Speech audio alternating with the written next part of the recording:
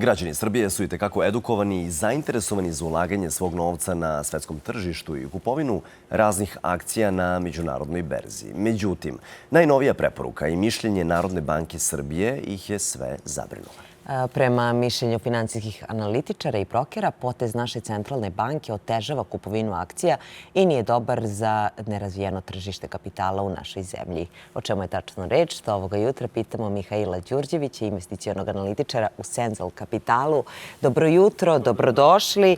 Dakle, Narodna banka je dala preporuku našim bankama da od 1. januara traže dodatnu dokumentaciju građanima. Koja dokumenta se traži? Tu se u suštini traži potvrda šta će zapravo građani trgovati. Tu se traži, dakle, koji je konkretno finansijski instrument i jednostavno u kom obimu, kojoj veličini.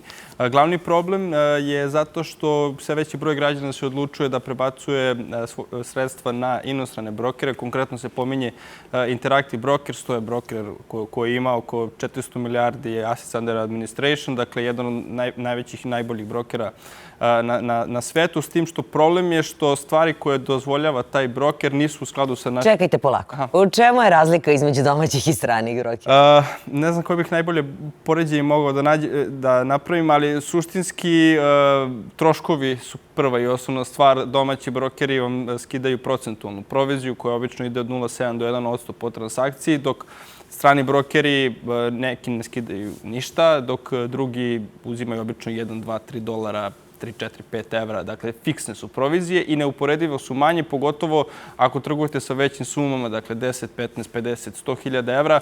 To su stvarno ogromne razlike.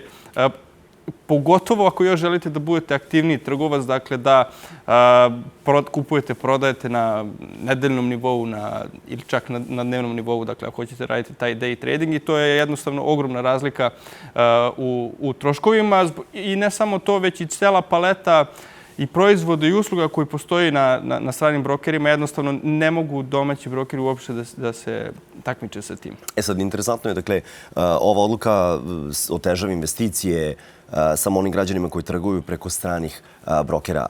To je važno da napomenemo. Dakle, u šta najviše naši ljudi ulažu? Dakle, u Srbiji se najviše ulaže u nekretnine, a u inostranstvu?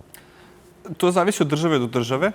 Generalno, Amerika prednjači kada je u pitanju, dakle, oko 61% građana ima izloženost ka tržištu kapitala, između ostalog i zbog načina na koji je postavljen njihov penzioni sistem, da tako kažemo, kroz Roth IRA i 401k, na primjer. Imamo na drugom mjestu Jedinu kraljevstvo gde je oko 33% građana investira. Interesantno je, na primjer, Nemačka i Kina, oni su nešto iznad 10%. Indija je sada mjesto gde građani sve više investiraju na tržište kapitala, negde oko 3% trenutno.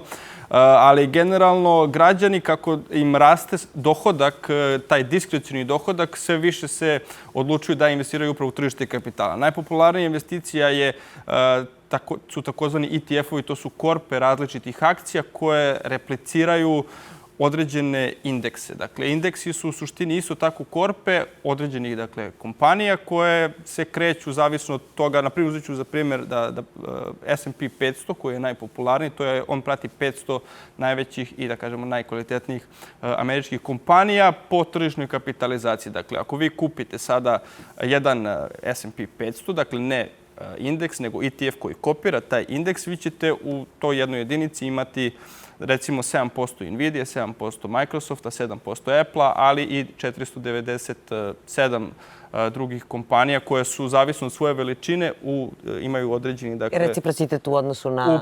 Upravo tako. I onda najveće kompanije imaju najveći udeo i onda što je kompanija manje ima jednostavno manji udeo 0, na primjer 1 i tako dalje. A šta je onda bila namera Narodne banke Srbije sa ovom... Problem je što je... Progutali ste knedlu. Problem je.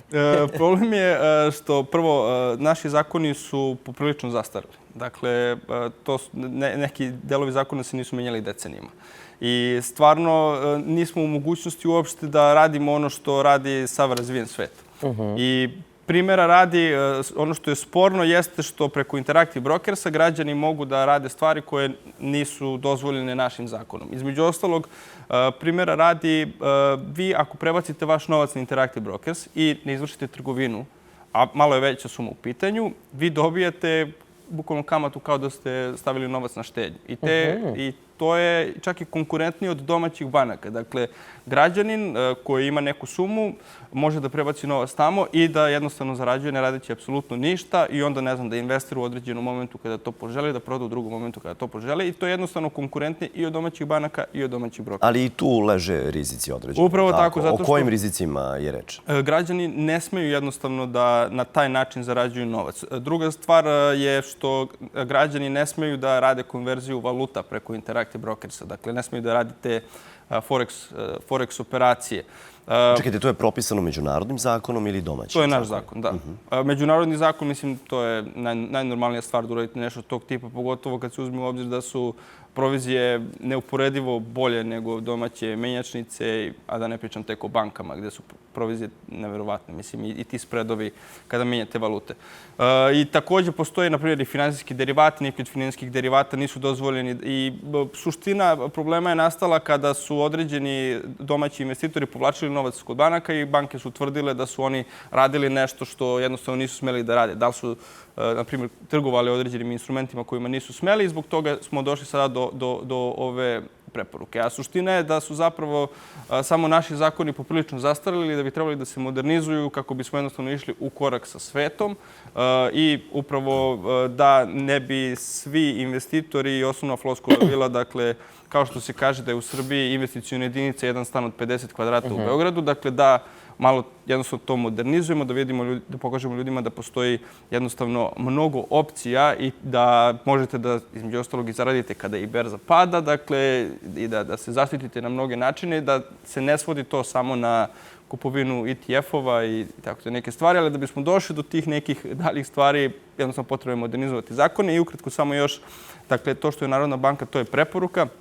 Sada svaka banka je odlučila da to tumači na neki svoj način i samim tim određene banke sad, na primjer, ne dozvoljavaju uopšte prebacivanje kapitala na strane brokere, dok određene banke dozvoljavaju. Taj papir koji se traži, to je taj papir gde vi morate unapred da kažete šta ćete kupovati i po kojoj otprilike ceni, samo po sebi nema smisla, jer berza poprilično fluktuira.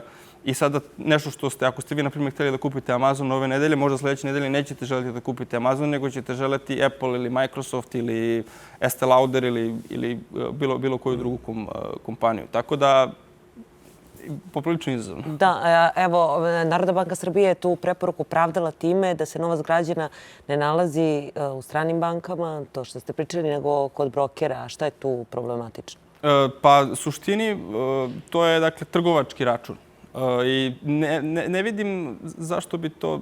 Dakle, postoji jasna razlika između, dakle, novca u stranoj banci i novca na trgovačkom računu. Sad, taj trgovački račun kod Interactive Brokersa možemo reći i da ima karakteristike toga da vi prebacite novac i kao da ste stavili na neki način, upravo zato što, naprijed, dobijete tu kamatu, možete da menjate valute i tako dalje. Dakle, jednostavno, naš sistem je onako konzervativan. Narodna banka tvrdi da je to kako bi se očuvala makroekonomska stabilnost i moram stvarno da kažem da Narodna banka Srbije radi odličan posao. Dakle, izašli su sada podaci za devizne rezerve, bruto devizne rezerve koje su skoro 30 milijardi. To je duplo više od generalno tih internacionalnih standarda i zlato na nivoima na koje su kupovali pre nekoliko godina i sve to stvarno rade odličan posao. Kada je u pitanju i njihovi primarna funkcija, to je očuvanje makroekonomske stabilnosti. Jedino, eto, dakle, taj deo koji je sporan jesu ti zakoni koji bi definitivno trebalo da se modernizuju. A koji je to broj ljudi iz Srbije koji posluju na ovaj način, koji, dakle, trguju na svetskim berzama? Imamo taj podatak. Do toga je sada došlo, nemamo, nažalost, taj podatak. Naprimjer, i ono što je interesantno za kriptovalute, to je preko 200.000, a za akcije je to možda 10.000. Ne bih rekao da je preko toga. Možda sada i jeste, jer sad je došlo do eksponencijalnog rasta. A zbog čega? Manjka informacije, edukacije? Šta je razlog? Apsolutno da, zato što mi smo generalno prvenstveno manjak edukacije, ali to je interesantno da je prosječan srpski građanin više znao o tržištu kapitala pre 100 godina nego danas. I to je, dakle, od Drugog svjetskog rata, od kad se promenio ekonomski model po kom funkcioniše Srbija, u tom ekonomskom modelu tržište kapitala kao takvo jednostavno ne postoji. I onda vi ste nekoliko decenija kasnije vratilo se tržište kapitala, ali jednostavno i institucije i sve što ide uz to nije bilo spremno da jednostavno to na taj način podrži. Pa smo imali taj period 2000-2008 što uopšte nije bilo zdravo tržište kapitala u Srbiji.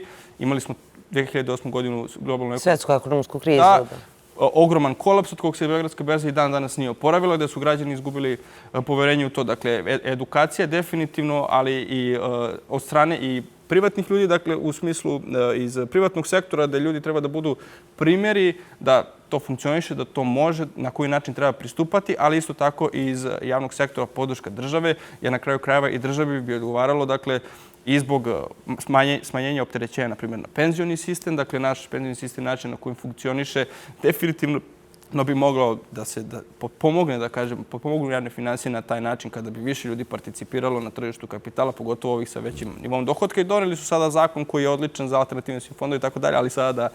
To je tema posebna za sve. Posebna tema, ali suštinski manjak edukacije apsolutno i ono što je najbitnije da se napomene jeste da je od 2020. godine, dakle od kad je krenuo COVID i pogotovo kad smo imali ovaj skok inflacije koji nije decenijama zapamćen, ljudi su shvatili da ako im novac stoji u bankama, ako ne radi ništa, da jednostavno gubi svoju vrednost. I to se javilo kao broj jedan opcija, jer opet faktički ceo svet i investira na tržište kapitala, primarno američko. Do sada sam mogla da kažem da sam najviše o berzi naučila iz filma Vuk sa Wall Streeta, ali sad ću reći Mihajlu da sam od vas. Najljepše hvala na ovom gostovanju. Hvala vama. Hvala mnogo.